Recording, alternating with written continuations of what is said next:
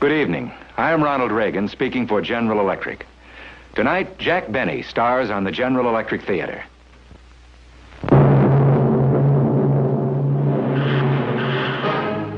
In research, in engineering, in manufacturing skills, at General Electric, progress is our most important product.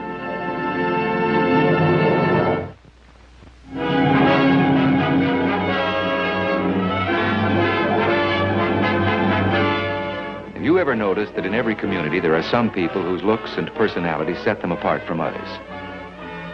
They stand out in a crowd. You never forget them. Conversely, there are others so undistinguished in appearance that you meet them and immediately forget them. Such a man is Tom Jones.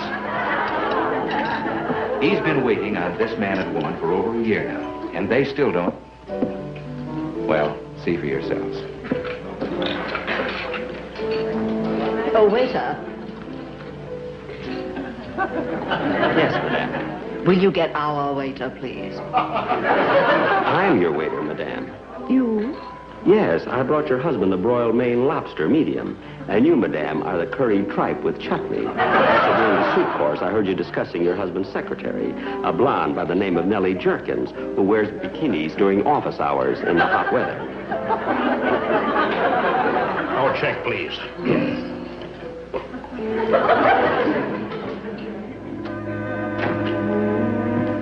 Hello, Stella. Hello. Oh, hello, Mr. Smith, you remember Stella? It's Jones, Tom Jones. Mr. Jones, of course. You don't remember either, but Stella should.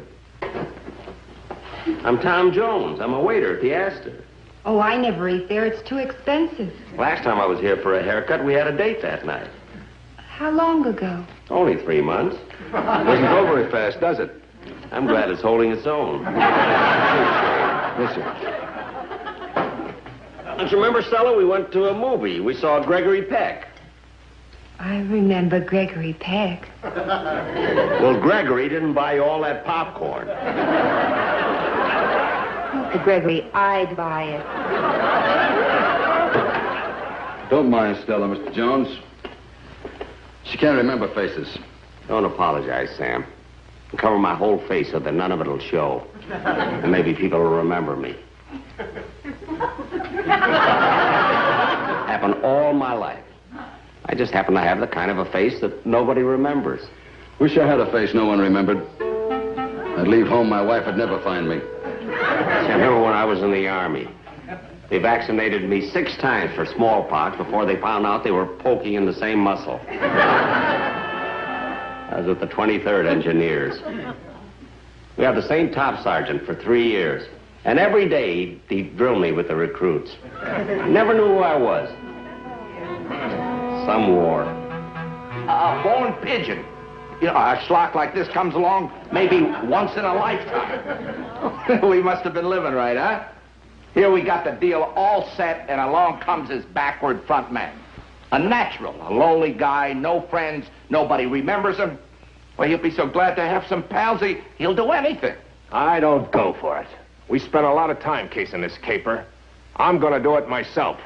We can't trust a guy we don't know. We can't trust that face of yours. They'd know it the minute you entered the bank. Same for Mike. Sit down. Well, what about Louis? He's from out of town. Nobody knows him. With Louis, you've got to give Louis a cut for Louis. Don't you understand? With this citizen that Mike's talking about, we keep it all. Tax-free. Yeah. And if the bank guards wise up and get itchy fingers, well, that's Tom Jones' funeral. Our only expense is sending flowers. Well, what about Marie and me? It's our funeral, too. We got a stake in this thing. Yeah, how about our trip to Paris? If this joker doesn't do the job right, where are we? Back in Brooklyn? Yeah, relax, baby. In a week, you'll be santering down to Champs-Élysées. I guarantee it. Where did you leave our new partner? The barber shop. The manicurist probably working on his left hand by now. Take him by the right and lead him up here. Right, boss.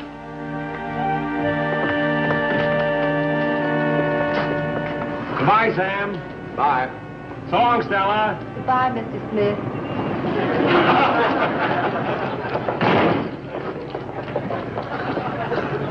Cheap polish. Excuse me. Excuse me? Why, you're... I am? Tom. Old Tommy Jones. Yeah, I'm Tom. Old Tommy Jones. What's the matter? Don't you remember me? Yeah, you're Harry Wenzies, your old army buddy. Yeah, Harry Wenzies, my old army buddy. Oh, boy, long time no see. Not since, We were overseas. Remember the 23rd Engineers?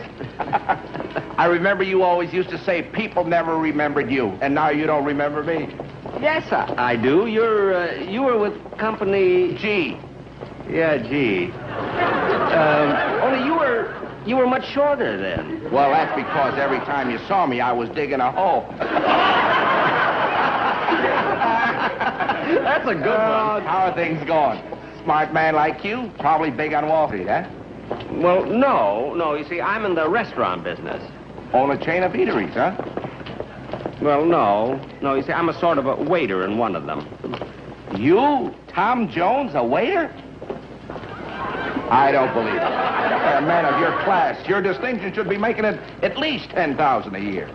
Well, very few waiters make that kind of money. We're going to the Waldorf. When my boss sees you, he'll snap you up just like that. Come on, Tommy. Opportunity is knocking. Oh, wait a minute, the Waldorf. Well, gee, I can't go dressed like this. You see, I'll go home and change clothes. See, I've got a suit at home that I wear only on Sundays. This is Tuesday. Yeah, but 10,000 a year, it seems like Sunday. What room is he in? He has a suite, 3021. I'll tell you what, I'll see you there in about 20 minutes, huh? Well, it's sure nice running into an old buddy, huh? Sure is. Well, so long, Harvey.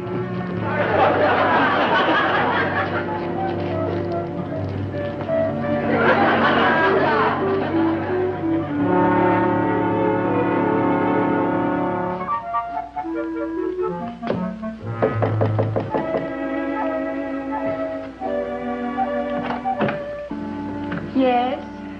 Is the boss in? Who's calling? Jones, Tom Jones.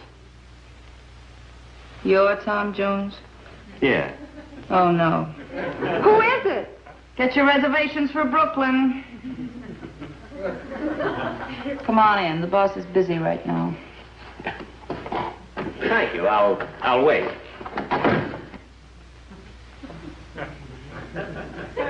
Oh, hello. You can't be... Jones. Tom Jones. Oh, no. What's the matter? Is she sick? We both are. Something we didn't eat in Paris. Oh.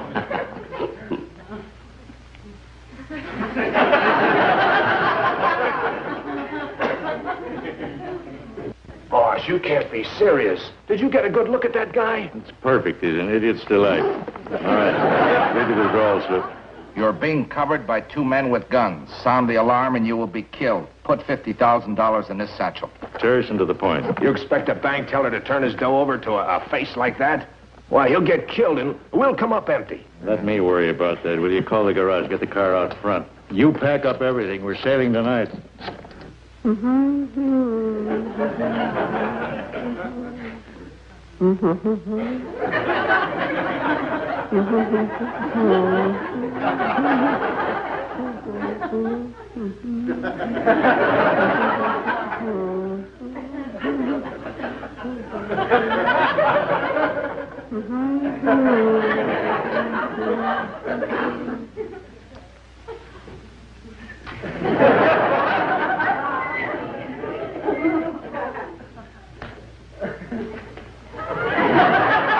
want you to meet my boss. Boss, my old army buddy, Tom Jones. Yeah, I'm pleased to meet you, sir. Mr. Jones, I liked you immediately the minute I came in that door. You did? Yes, I make fast decisions. If I like somebody, I like them. And if I don't, well, I just don't like them. It's funny, I'm the same way. I'm glad you said that. So am I. Good. Yeah. You know, I don't like everybody. But I like you, Mr. Jones. You're different. Well, you know, you're kind of unusual yourself. Why? Well, you remember my name. Don't most people? See, most people don't even remember my face. I mean, people that I've known for years. Except my buddy here. My buddy. He remembered me. Lucky for me, he did. I understand that you're a waiter, Tom. Oh. You mind if I call you Tom? No, of course not, Mr. Just call me boss. Boss. Yeah, everybody does, especially people that I like. And I like you, Tom. And I like you too, boss. Tom, sit down here. Thank you. Tom, I have a feeling that you're just the man I've been looking for. I like you. And I'd like you to come to work for me. You would? We all would, pal. We all like you. I like all of you.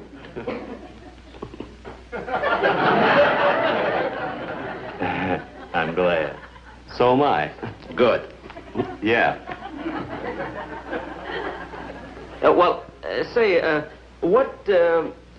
What kind of a business are we in? The banking business. Oh, money. I hear there's a lot of money in money. Yeah, there is. You're in with the right people. Well, you certainly look like the right people to me, all right. We are. I'm going to start you at $12,000 a year. 12,000? Gee, my buddy said 10. Oh, that's before I'd seen you. You're a $12,000 a year man if I ever saw one. Gee, $12,000 a year.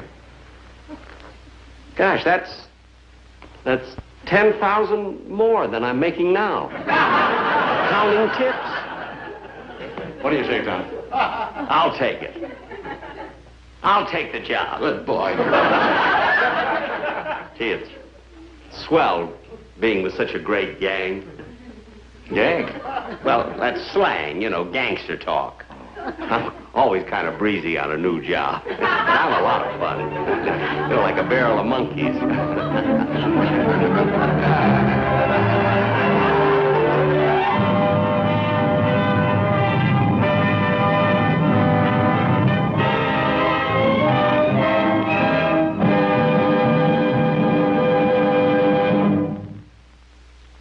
You've just seen Act 1 of The Face is Familiar, starring Jack Benny. Each week, our General Electric Progress reporter tells us of some phase of General Electric's contributions to more comfortable living, industrial progress, and national defense. Here is Don Herbert now with another interesting report. Good evening. Good evening. Good evening. Good evening. Good evening. Good evening. Do you hear that echo? Well, scientists have been studying echoes for quite some time.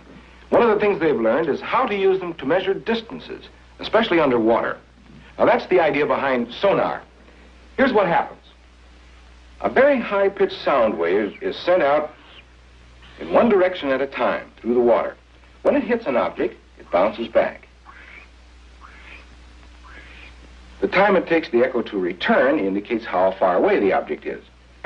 Of course, sonar was originally intended for one purpose only, to find enemy submarines.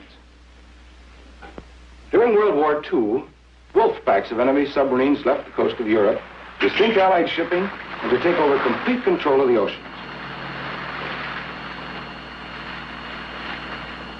But those enemy subs were in for a surprise, for our surface vessels had a weapon all their own. Under the keels of our ships, the sonar units sent out waves of sound and listened to the returning echoes.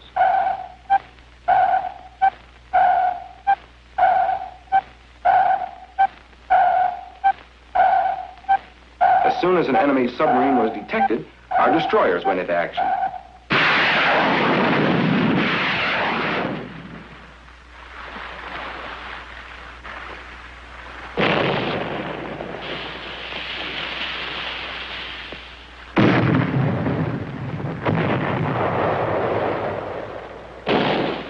Sonar was one of the big reasons why we and our allies were able to overcome the submarine menace of World War II.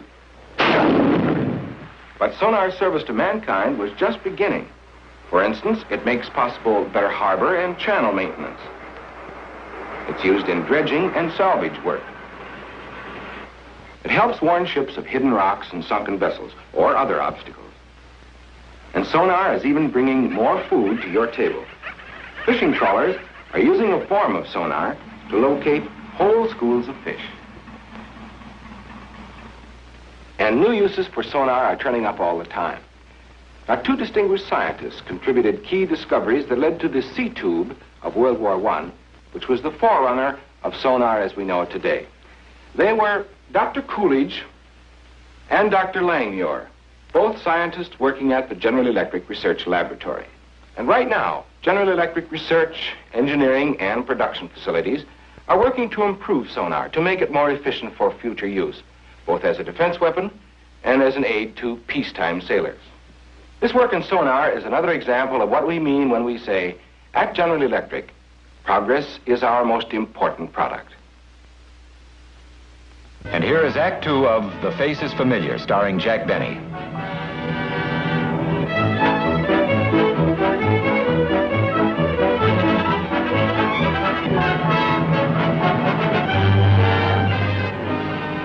Now, you know what to do? Oh, sure. There's nothing to it, boss. Tell me. Well, I go in the bank and pick up the payroll for your investment house. Right. Well, how do you do it? Well, I give the satchel to the teller. And there's a withdrawal slip inside, so he checks it and puts the $50,000 into the satchel. Right. That's all there is to it. Yeah. There's only one thing that bothers me, boss. I told you. Quiet. What bothers you, Tommy? Well, isn't it a kind of a waste for a $12,000 a year man to be just making withdrawals? I mean, you could get an armored truck for that and leave me for more important work. I want you to get the feel of big money, Tommy. I don't want your salary to go to your head. Yeah, I like the way you think, boss. Thanks, Tommy. Well, it's almost closing time. Now hurry. Gotcha.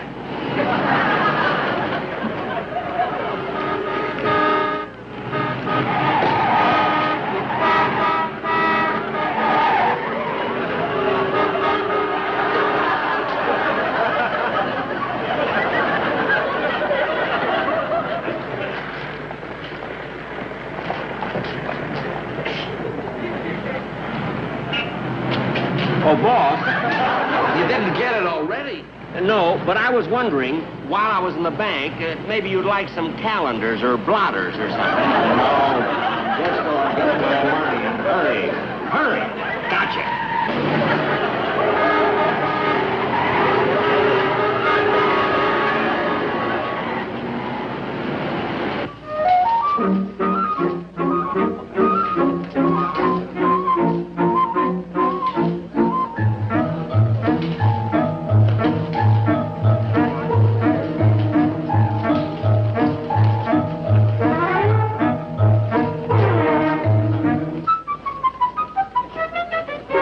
Banks are always crowded when you're in a hurry, aren't they? Yeah, I'm in a big hurry. I have some friends waiting for me outside. that's nice. I was just wondering, if you weren't in a hurry, would you mind if... No. Oh. Well, will your transaction take very long? No. Good, good. You know, this big bag here had me worried.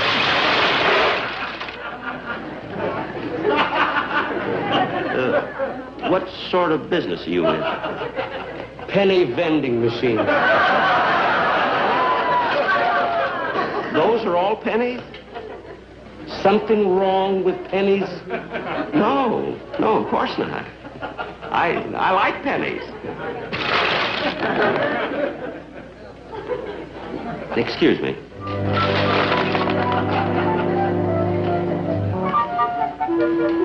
Pardon me, will your transaction take long? Oh, no. Glad, because I have some friends waiting outside. Yes, madam? Well, in 1945, my husband opened an account here in his name, Herman Hanover, a savings account. Then in 1949, he transferred it to a checking account. Then we decided to split up that money, and he and I opened a joint savings account in his name, Herman Hanover, and me, Gertrude Hanover. That was in 1951. And then we discovered that we hadn't really closed out that first savings account, and it had been transferred to our Christmas Club account, the one in our daughter's name, Cecilia Hanover. So some of our checking deposits got mixed up with our savings funds, and Cecilia's Christmas Club account was... Gertrude, madam, don't you think it would be better if you saw the manager instead of taking up the teller's time? I'll handle this, sir, if you don't mind. Well, I don't mind, except that I'm in a hurry. You see, I have to pick up $50,000. Please, sir, I'll handle this. Madam, would you please take this up with the manager? That's what I said. Look, madam, if you don't mind, I'd like to get to the window, please. At last. Here's the withdrawal slip. Next window, please.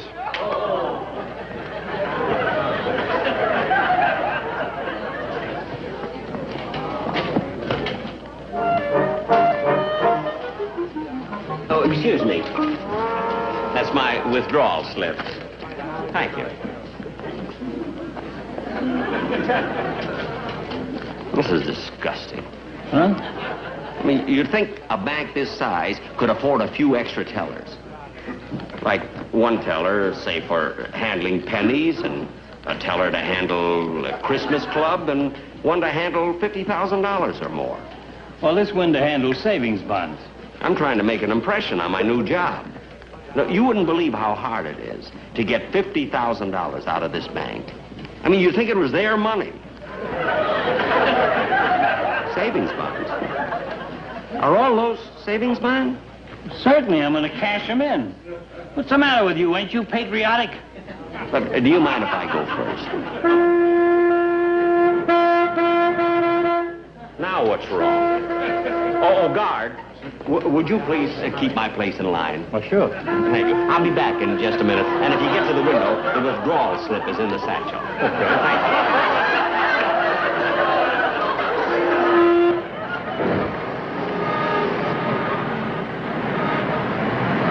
Here he comes. That guard. He ain't got the satchel. Hey, did you fellas call me? No, where's the satchel? I thought I heard you honking. Why, you stoop. Where's the satchel? I left it with the bank guard. You left the satchel with the bank? Well, I'm sorry I'm late, boss, but you see, there are lines of people and there aren't enough tellers. But don't worry, because the guard is keeping my place in line, and he'll get the money for me. Get back in there fast. Gotcha.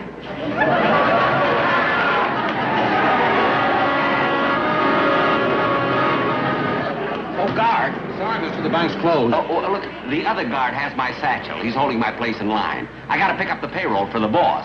That's him, sitting over there in the car. Okay, come on in.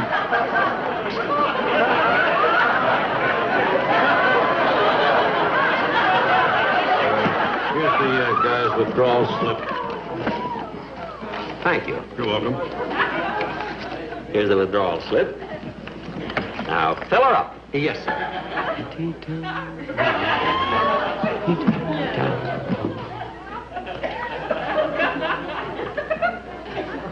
What's the matter? Is there something wrong with the withdrawal slip? You'll never get away with it. Now, look, mister, I've been waiting a long time to get to you. Now, the boys are anxious, so put in the money. Yes, sir.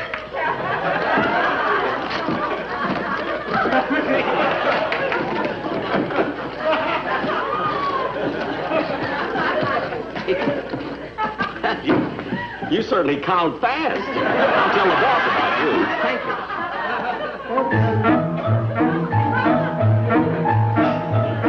Well, I got it all right.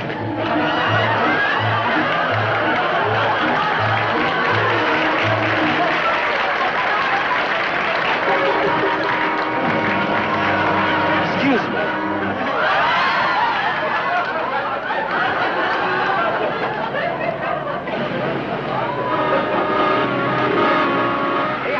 I got it. There you are. Hey! Hey, boss! Hey!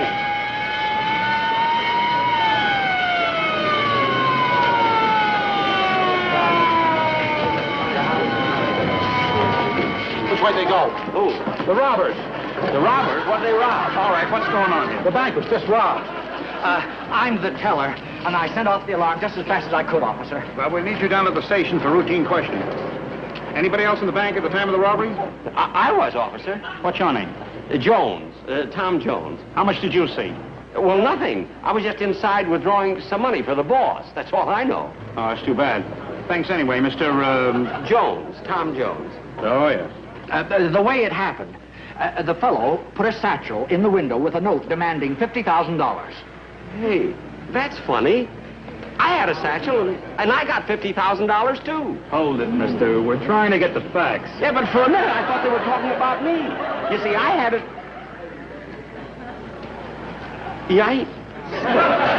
No, but, officer, it wasn't me. It was you what? Well, you see, the boss and Harvey Windsor used me as a goat. I robbed the bank, and I didn't even know it. Are you kidding? No, tell her. Tell her, look at me. Well, why should I? Well, you recognize me, don't you? You remember me. Well, I've never seen you before. Now, wait a minute. What did the guy look like? Well, as close as I can remember, officer, he had a fat, round face. No, it was kind of lean and angular. Oh, gosh, it was the most nondescript face I've ever seen. Well, that's pretty nasty. Clark, you remember me. From where? From the bank. The door was locked. You opened the door and you let me in. Who is this guy? Says he took the money. But I did. The guy who left the bank with the bag had big brown eyes. No, blue eyes. Look, big blue eyes. And a real menacing look. I was smiling all the time. Look at like this. I was smiling all the time I was in there. And he was an older man, maybe 50. I'm 39. This guy's just trying to get his picture in the papers. Come on, Bud. Beat it before I run you. But, officer. Beat it, I said. Well. Oh, I remember now, officer. This guy was about 6 feet tall, and he had red hair and a long scar on his cheek. And I remember he had kind of little beady eyes. They were set close together, and he kept leering at me.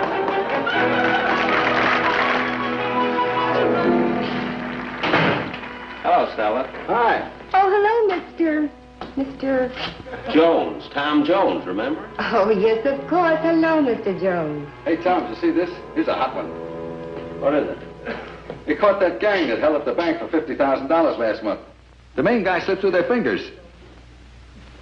The main guy? Yes.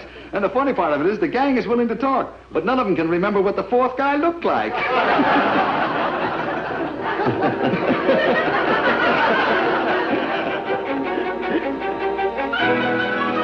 What'll it be?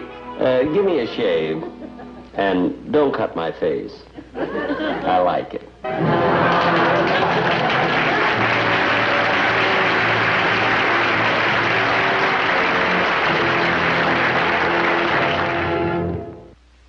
Thanks to Jack Benny for another delightful performance. And thanks to you, ladies and gentlemen, for inviting us into your homes this evening. The people at General Electric hope you will continue to watch our famous stars in these wonderful plays. And I'm sure you'll want to see our next presentation. An unusual story, The Rider on the Pale Horse, with another cast of outstanding players from Hollywood. Until next week, then, good night for General Electric. In the home, on the farm, in the factory, on land, on sea, in the air. At General Electric, progress is our most important product.